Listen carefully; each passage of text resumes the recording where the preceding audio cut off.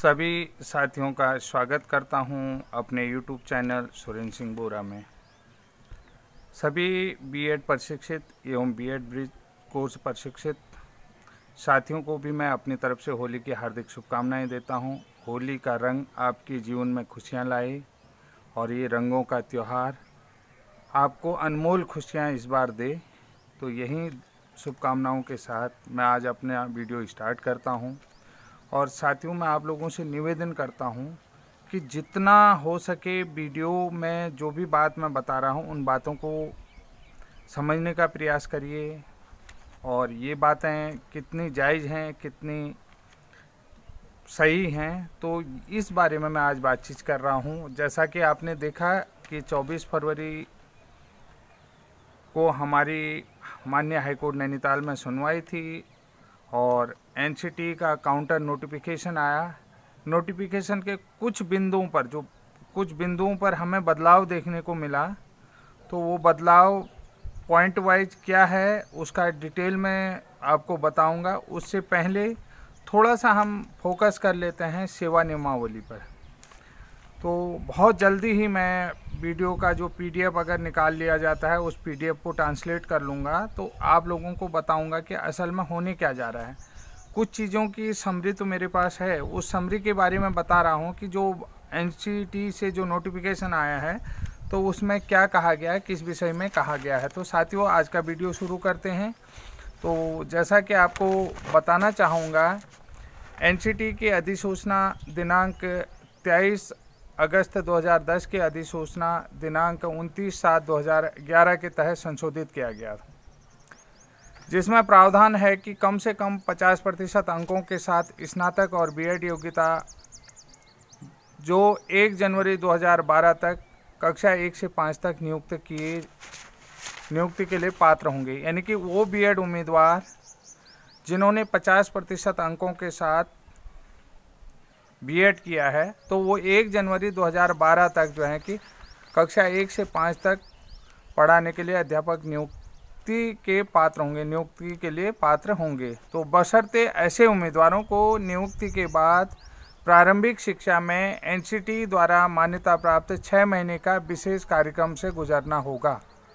तो यानी कि जैसे कि विशिष्ट बीटीसी से थे तो उस कार्यक्रम से गुजरना होगा। तो 6 महीने का विशेष कार्यक्रम से गुजरने की आवश्यकता है।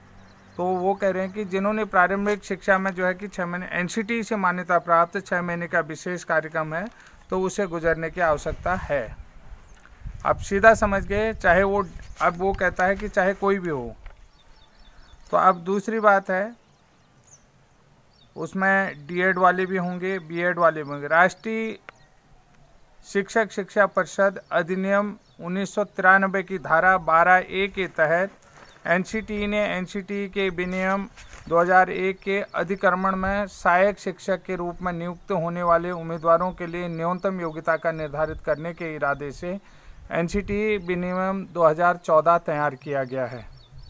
ठीक है, तो एनसीटी के पास ये अधिकार दिया गया है और एनसीटी ने 2014 में अपना जो नियमावली तैयार की तो वो नियम तैयार किया गया है। तो प्रारंभिक विद्यालय में कक्षा 1 से 5 तक पूर्वोक्त एनसीटी विनियम 2014 का विनियम 5 एनसीटी को इस हद तक और ऐसी शर्तों के अधीन विनियमों में कुछ प्रावधानों को शिथिल करने का अधिकार देता है, जैसा कि वह उचित और न्यायसंगत तरीके से आवश्यक समझे। एनसीटी 2014 का विनियम 5 इस प्रकार है, यानी कि जो कंडीशन इट में consider necessary in just and इक्वलिटेबल।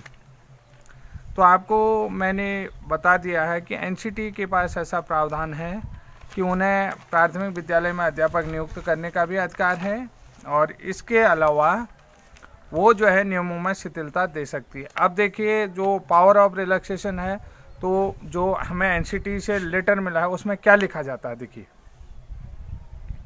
Power of relaxation, जहां परिषद संबंधित राज्य सरकार से संदर्भ प्राप्त होने पर संतुष्ट है कि विनियम के प्रावधानों में कुछ प्रावधानों में छूट देने के लिए विशेष परिस्थितियां मौजूद हैं, वह उस प्रावधान में कुछ हद तक छूट दे सकती है। ऐसी समयावधि के लिए और ऐसी स्थिति और जो सीमाओं के अधीन जैसा कि वह आवश्यक समझे, न्याय संगत और न्याय तरीके से। तो मेरा कहने का मतलब है राज्य के पास जैसे कुछ विशेष परिस्थितियां हों, तो उन विशेष परिस्थितियों में मौजूदा विशेष परिस्थितियां, जैसे इस समय हमारा भी जो विषय हो रहा है कि हम लोगों ने भी एक मांग उठाई है कि हम लोगों को विभागीय डीएलएड के समकक्ष समझा जाए, और दूसरी तरफ राज्य सरकार ऑलरेडी कह रही है कि हमारे पास इतने इंस्टीट्यूशन नहीं हैं कि जो हम शिक्षकों की कमी को पूरा कर सकते हैं, तो हम लोग जो हैं कि बीएड वालों को ईयर वाइज कंसीडर कर रहे हैं। तो ये राज्य सरकार कह रही है, लेकिन जो है कि एनसीटी को परिषद संबंधी राज्य सरकार के संदर्भ में संतुष्ट है तो तब तो परिषद मानेगा, अगर संतुष्ट नहीं है, हमने चैलेंज कर दिया है 2012 की नियमावली, तो इसलिए जो है कि अब जो है कि एनसीटी को ये अधिकार है। तो एनसीटी जैसा जो है कि उचित समझेगी तो वो राज्य सरकार को इन नियमों में छूट देने के लिए क्या है अधिकार दे सकती है। चूँकि देखिए अब मैं बता रहा हूँ कि एनसीटी आरटी की धारा 23 के तहत एक अकादमिक प्राधिकरण है, अकादमिक वो है काउंसिल है, तो उसके पास एक अकादमिक जो है कि काउंसिल बॉडी है। तो अधिनियम 2009 यह छूट की शक्ति के साथ है कि यह न केवल अपने दम पर इस तरह की शक्ति का प्रयोग कर सकता है, बल्कि राज्य सरकार के पक्ष में छूट की उस शक्ति को भी प्रयोग कर सकता है जब कोई राज्य किसी में कोई छूट देने का अनुरोध करती है। एनसीटी रेगुलेशन के प्रावधान में पूर्वोक्त एनसीटी विनियम 2014 का विनियम 6 एनसीटी को शिक्षक प्रशिक्षण कार्यक्रम के समकक्षता प्रदान करने की शक्ति रखने और अधिकार देता है। तो अब मैंने आपसे कहा कि ये हमको साफ लिख कर आया है कि अगर एनसीटी जो है कि एक अकादमिक बॉडी है, उसके पास इतनी शक्ति है कि वो किसी भी नियम पर छूट दे सकती है, छूट की उसके पास उस शक्ति का प्रयोग कर सकता है। राज्य सरकार किसी में कोई छूट देने का अनुरोध कर सकते हैं। अगर राज्य सरकार हमारे नियम को जो है कि उन्होंने कहा हमें इनको भी कंसीडर करना है, राज्य सरकार और जो है निदेशक प्रारंभिक शिक्षा जो विभाग चाहे तो हमको कंसीडर करते हैं, एनसीटी जो है कि उस अधिकार को देती है, उस अधिकार को देने की क्षमता रखती है। अब यहाँ पर देखिए क्या चीज़ मैं बताना चाह रहा हूँ कि यहाँ यह उल्लेख करना भी प्रासंगिक है कि जैसा कि 2011 की उक्त अधिसूचना में खंड 3 के अनुसार 50% अंकों के साथ स्नातक और बीएड योग्यता रखने वाले कक्षा 1 से 5 तक पढ़ाने के लिए नियुक्ति के पात्र हैं। तो जनवरी 2012 के बाद बीएड डिग्रीधारी शिक्षक नियुक्त 1 से 5 तक पढ़ाने के हकदार नहीं थे। तो विशेष मामले में राज्य सरकार यानी उत्तराखंड सरकार ने एनसीटी से अनुरोध किया, तो अनुरोध एनसीटी द्वारा सहमति दी गई 12 मार्च 2012 से 31/5/2014 तक, और उसके बाद 31 मार्च 2016 तक यह बढ़ा दिया कि यानी कि जो है कि उन्होंने कहा जैसा कि जनवरी 2012 के बाद उत्तराखंड में कक्षा 1 से 5 तक पढ़ाने के लिए बीएड वालों को नियुक्ति नहीं दी जा सकती है, लेकिन उत्तराखंड सरकार ने जो है कि अनुरोध किया, एनसीटी से अनुरोध किया, ठीक है। तो अनुरोध करने के बाद सरकार ने जो है 12 मार्च 2012 से 31 मई 2014 तक ये लिमिट बढ़ा दी थी। तो बाद में ये लिमिट बढ़ा करके 31 मार्च 2016 तक बढ़ा दी, यानी कि बीएड वाले तब भी अध्यापक नियुक्त हो सकते थे। अब बात यहाँ तक तो आपने कर ली कि आप यहाँ पर समझें जो एनसीटी हमारी काउंसलिंग बॉडी है, काउंसिल बॉडी है, परिषदीय कार्यालय है, तो एक प्राधिकरण संस्था है, तो उसके पास अध्यापक नियुक्त करने का पूरा अधिकार है। वो चाहे तो अगर राज्य सरकार सहमति है तो किसी भी नियम में रिलैक्सेशन दे सकती है, छूट दे सकती है।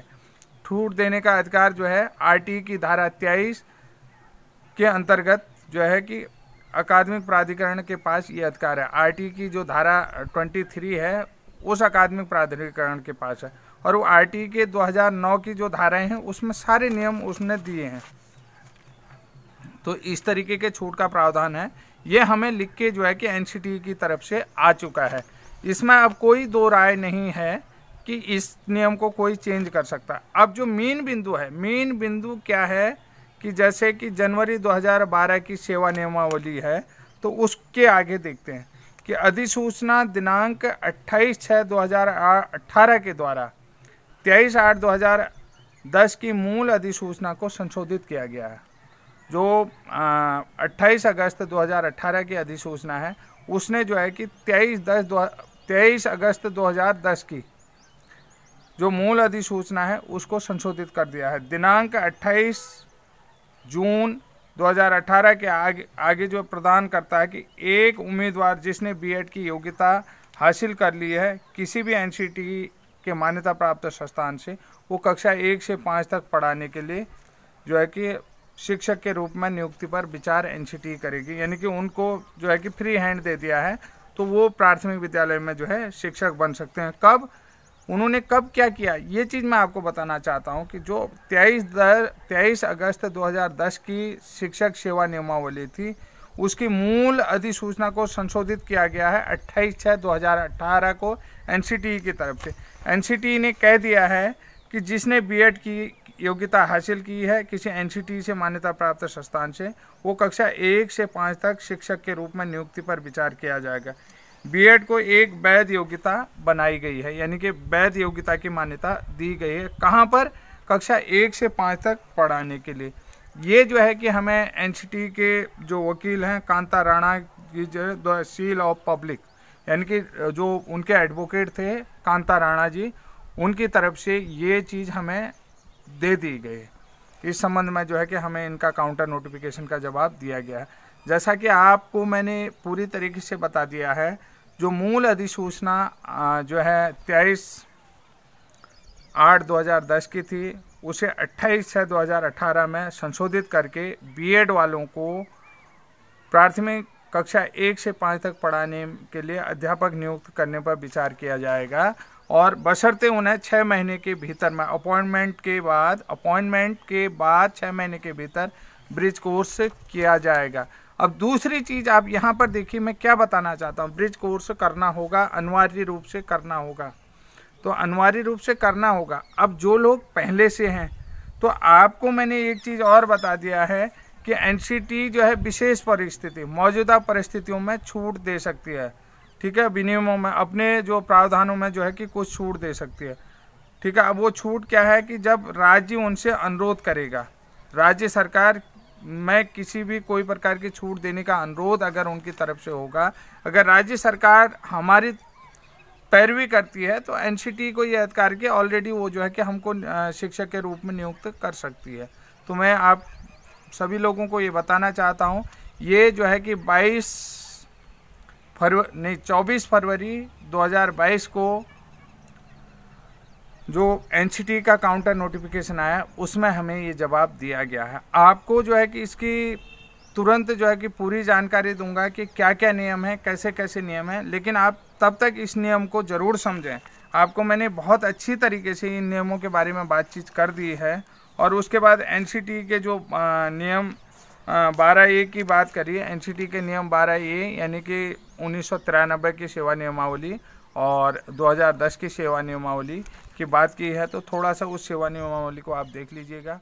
तब तक के लिए जय हिंद, जय उत्तराखंड।